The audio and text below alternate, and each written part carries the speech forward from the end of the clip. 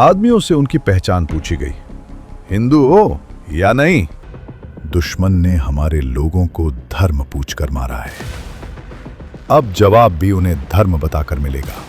पहला target lock हुआ, Bhujbal camp. Scalp cruise missile launch हुई। कुछ सेकंड और फिर भीषण विस्फोट। आग का विशाल गोला आतंकी ढांचे राख में बदल गए।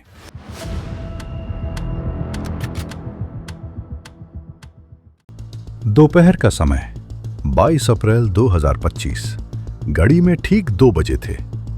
पहलगाम की वादियां धूप में नहाई हुई थी।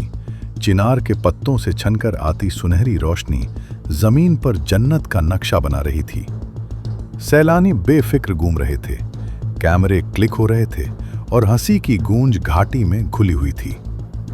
उसी भीड़ में एक खुशहाल परिवार अपने जीवन के सबसे खूबसूरत पल जी रहा था।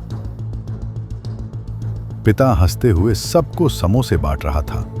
मां बच्चों को गले लगाकर बार बार तस्वीरें खिंचवा रही थी। 8 साल का बेटा फूल तोड़कर दौड़ता फिर रहा था। 5 साल की नन्ही बेटी चिनार की छांव में खेलते खेलते खिलखिला रही थी। सब कुछ शांत, सुरक्षित, स्वर्ग जैसा। लेकिन ठीक उसी पल हवा का मिजाज बदलने लगा। दूर से आती तेज पदचाप, कुछ संदिग्ध साए पेड़ों के पीछे सरकते हुए, और फिर अचानक गोलियों की आवाज ने दोपहर की शांति को चीर दिया। भागो आतंकी! कुछ ही सेकंड में खुशियों की वो तस्वीर दहशत में बदल गई। लोग जान बचाने को भागने लगे, बच्चे चीखने लगे, हर तरफ अफरा तफरी मच गई। जो परिवार कुछ पल पहले हंसी बांट रहा था, अब एक दूसरे को बचाने की जंग लड़ रहा था। कुछ ही मिनटों में 26 जिंदगियां खामोश हो चुकी थीं, दर्जनों घायल, वादियां स्तब्ध और धूप में भी सन्नाटा उतर आया। पीछे रह गई सिर्फ टूटी चप्पलें, बिखरे खिलौने और जलते कैंपों का धुआं। उस दोपहर भारत का दिल दहला था। हमले के बाद आतंकियों ने भगदड़ मचाकर भीड़ को भागने नहीं दिया। पास की भेलपुरी, चाय और फूड स्टॉल्स के पास लोगों को जबरन इकट्ठा किया गया, मेन एंट्री एग्जिट गेट से करीब 50 मीटर के भीतर। फिर औरतों और आदमियों को अलग किया गया। आदमियों से उनकी पहचान पूछी गई। हिंदू हो या नहीं? जो डर के कारण चुप रहे, उनसे कलमा पढ़वाया गया। देवाशीष भट्टाचार्य ने कलमा पढ़ दिया, उन्हें छोड़ दिया गया। लेकिन जिनकी पहचान हिंदू टूरिस्ट के रूप में हुई, उन्हें अलग लाइन में खड़ा किया गया। कुछ की तलाशी ली गई और फिर कई हिंदू पर्यटकों को बेहद नजदीक से गोली मार दी गई। इसी दौरान पोनी राइडर आदिल हुसैन, जो टूरिस्ट को घुमाने लाया था, एक घायल हिंदू टूरिस्ट को बचाने आगे आया। उसने आतंकी से भिड़ने की कोशिश की, लेकिन उसे भी गोली मार दी गई। हमलावरों के पास M4 और AK-47 राइफलें थीं। उनकी बॉडी पर कैमरे लगे थे। वे पूरी वारदात रिकॉर्ड कर रहे थे। करीब 20 से 25 मिनट तक आतंक मचाने के बाद वे भीड़ से 2 फोन छीनकर फेंस कूदते हुए जंगलों में भाग निकले।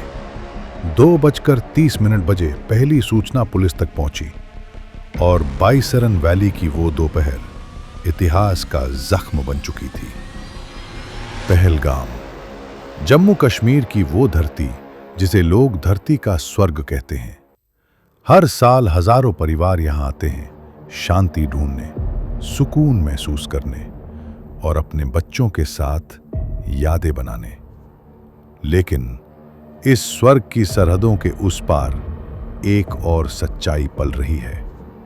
पीओके और पाकिस्तान के अंदर बने आतंकी ठिकानों में नफरत को पाला जाता है, हथियारों को चमकाया जाता है और मासूमों के खिलाफ हमलों की साजिशें रची जाती हैं।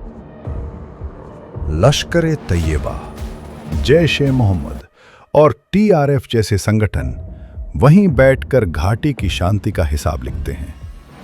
खुफिया रिपोर्ट्स बार बार चेतावनी देती रहीं, हमला प्लान्ड था, संगठित था और इसके तार हाफिज सईद के नेटवर्क से जुड़ते हैं। पीछे छूट जाते हैं सिर्फ परिवार, एक माँ जो अपने बेटे की तस्वीर पकड़े रोती है। मेरा बेटा तो फूल चुन रहा था। आंकड़े चीख चीख कर सच बताते हैं। पिछले 5 सालों में 500 से ज्यादा निर्दोष मारे गए। सीमा पर तनाव चरम पर है।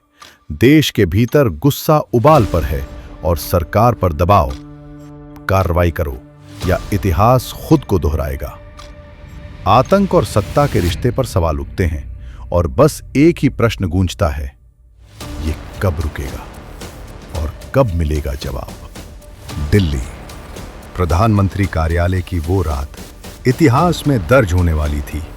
इमरजेंसी लाइट्स जल चुकी थी। कमरे में गहरा सन्नाटा था, लेकिन हर चेहरे पर उबाल साफ दिख रहा था। प्रधानमंत्री गंभीर मुद्रा में बैठे थे।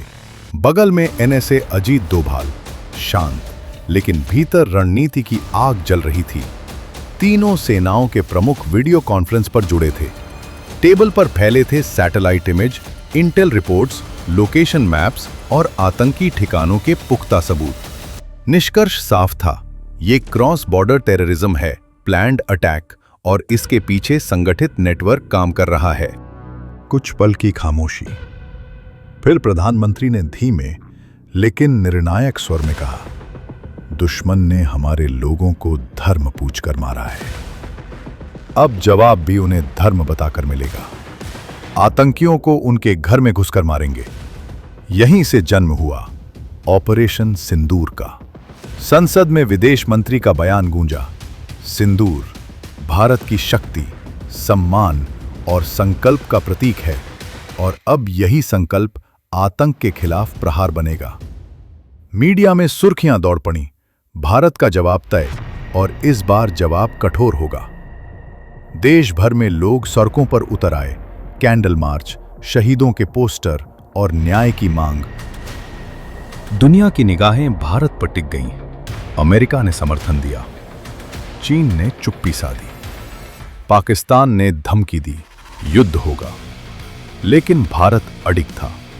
ये युद्ध नहीं, ये आतंक के खिलाफ न्याय का प्रहार होगा। और उसी क्षण जवाब की उल्टी गिनती शुरू हो चुकी थी। दिल्ली, रॉ मुख्यालय के भीतर चल रही हलचल किसी साधारण ऑपरेशन की नहीं थी। हफ्तों से दरवाजे बंद थे, कमरों में नींद कम, रणनीति ज्यादा बन रही थी। सैटेलाइट इमेजेस टेबल पर फैली थी। कुल 12 बड़े टारगेट चिन्हित किए जा चुके थे।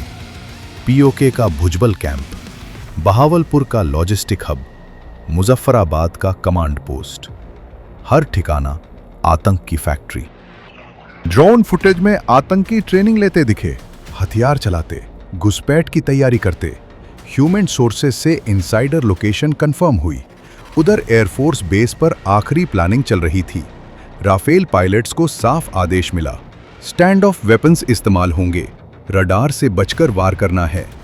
Commando units, parachute regiment mock camps पर बार बार रिहर्सल कर रही थीं। हर एंट्री, हर एग्जिट, हर सेकंड नापा जा चुका था। हथियार भी चुने जा चुके थे, SCALP cruise missiles, Hammer laser guided bomb, सटीक, घातक और दूर से वार करने वाले। इलेक्ट्रॉनिक वॉरफेयर यूनिट्स को जिम्मेदारी मिली पाकिस्तानी रडार और कम्युनिकेशन जाम करने की। टाइमिंग तय हुई, अमावस्या की काली रात, 6 से 7 मई के बीच। जनरल चौहान का अंतिम निर्देश गूंजा, सटीकता सबसे ऊपर, जीरो कोलैटरल, दुनिया को दिखना चाहिए भारत मारता है मगर सोचकर मारता है। हर सैनिक के चेहरे पर एक ही भाव था, डर नहीं, सिर्फ जज्बा। क्योंकि ये सिर्फ स्ट्राइक नहीं थी, ये भारत की स्मार्ट पावर का प्रदर्शन था, जहां हर सेकंड पहले से लिखा जा चुका था। 6 मई 2025 रात के ठीक 11 बजे अंबाला एयरबेस पर असामान्य सन्नाटा था, लेकिन उस सन्नाटे के भीतर इतिहास लिखे जाने की आहट थी। रनवे पर खड़े राफेल जेट्स पूरी तरह सशस्त्र, पायलट्स कॉकपिट में दिल शांत, दिमाग लक्ष्य पर स्थिर। रेडियो पर आवाज गूंजी, tiger leader clear for take off. और अगले ही पल भारत का प्रहार आसमान में उठ चुका था। जेट सीमा की ओर बढ़े, इलेक्ट्रॉनिक वॉरफेयर सिस्टम सक्रिय हुए, पाकिस्तानी रडार स्क्रीनें एक एक कर ब्लैंक होने लगी। पीछे सपोर्ट में मिराज 2000 और सुखोई 30 तैयार थे। पहला टारगेट लॉक हुआ, Bhujbal camp. Scalp cruise missile launch हुई। कुछ सेकंड और फिर भीषण विस्फोट। आग का विशाल गोला, आतंकी ढांचे राख में बदल गए। दूसरा वार Bahawalpur logistic hub. Hammer laser guided bomb सीधे निशाने पर गिरे, कैंप ध्वस्त। मुजफ्फराबाद कमांड पोस्ट भी नहीं बचा। क्रूज स्ट्राइक ने उसे जड़ से खत्म कर दिया। भागते आतंकी लेकिन लेजर लॉक से बच न सके। करीब 1 घंटे में 12 सटीक स्ट्राइक्स पूरी हो चुकी थी। रेडियो पर शब्द गूंजे, टारगेट्स न्यूट्रलाइज्ड, मिशन सक्सेसफुल। सबसे बड़ी बात, एक भी भारतीय नुकसान नहीं। रिटर्न जर्नी शुरू हुई और कुछ ही समय बाद सभी जेट सुरक्षित भारत लौट आए। उस रात सीमा पार सिर्फ ठिकाने नहीं टूटे थे, भारत का संकल्प गरजा था। और दुनिया ने देख लिया, जब भारत जवाब देता है तो सटीक देता है, निर्णायक देता है। 7 मई सुबह का समय। रात की कार्रवाई के बाद दुनिया की नजरें एक ही दिशा में टिकी थीं। सैटेलाइट इमेजेस सामने आईं। जहां कभी आतंकी कैंप खड़े थे, वहां अब सिर्फ राख बची थी। ध्वस्त ढांचे, जले बंकर और खत्म हो चुका आतंकी इंफ्रास्ट्रक्चर। इंटेल रिपोर्ट्स ने पुष्टि की 100 से ज्यादा आतंकी मारे गए, जिनमें हाफिज सईद का डिप्टी भी शामिल था। उधर पाकिस्तान ने तुरंत प्रोपेगेंडा शुरू किया। सिविलियन मारे गए, लेकिन भारत तैयार था। प्री और post strike satellite photos, intelligence transcripts, target verification data, सबूत इतने पुख्ता कि दुनिया खामोश हो गई। प्रधानमंत्री प्रेस कॉन्फ्रेंस में सामने आए, स्वर शांत लेकिन शब्द निर्णायक। ऑपरेशन पूरी तरह सफल रहा। हमने आतंकी इकोसिस्टम को गहरी चोट पहुंचाई है। अंतर्राष्ट्रीय मंच पर इसे कहा गया इंडियाज कैलिब्रेटेड रिस्पॉन्स। एलओसी पर तनाव जरूर बढ़ा, लेकिन हालात युद्ध तक नहीं पहुंचे, क्योंकि संदेश साफ था, भारत युद्ध नहीं चाहता, लेकिन आतंक को बख्शेगा भी नहीं। देश के भीतर शहीद परिवारों की आंखों में पहली बार संतोष दिखा। एक मां ने धीमे स्वर में कहा, अब लगता है मेरे बच्चे को न्याय मिला। सैनिकों के चेहरों पर थकान थी, पर उससे बड़ा था गर्व। और उसी क्षण ये साफ हो गया, ये जीत सिर्फ सैन्य नहीं थी, ये जीत थी न्याय की, शांति की और उस संकल्प की जो आतंक को उसके घर में जाकर जवाब देता है। समय बीतता है, घाव धीरे धीरे भरते हैं, लेकिन कुछ यादें इतिहास बनकर रह जाती हैं। पहलगाम, जो एक दिन दहशत का गवाह बना था, आज फिर से जिंदगी की आवाजों से गूंज रहा है। पर्यटक लौट आए हैं, बच्चों की हंसी फिर वादियों में तैरने लगी है और घाटी ने जैसे फिर से सांस लेना सीख लिया है। लेकिन इस शांति की नींव में कुछ बलिदान हमेशा के लिए दर्ज हो चुके हैं। शहीद स्मारकों पर लोग सिर झुकाते हैं, फूल चढ़ाते हैं, मोमबत्तियां जलती हैं और हर लौ में एक ही भाव, कृतज्ञता। सीमा पर खड़े सैनिक सिर्फ वर्दी नहीं पहनते, वे राष्ट्र की प्रतिज्ञा पहनते हैं। उनकी सलामी में, उनकी चाल में, उनकी आंखों में एक ही संदेश लिखा होता है, भारत झुकेगा नहीं। ऑपरेशन सिंदूर सिर्फ एक सैन्य कार्रवाई नहीं था, ये भारत के संकल्प, सम्मान और प्रतिकार की मिसाल बन चुका है। उन वीरों के नाम जिन्होंने अपने आज को हमारे कल के लिए समर्पित कर दिया। शहीदों को शत शत नमन। आपका बलिदान व्यर्थ नहीं जाएगा, भारत सदा ऋणी रहेगा। और अंत में हर भारतीय के हृदय से एक ही उद्घोष उठता है, भारत माता की जय।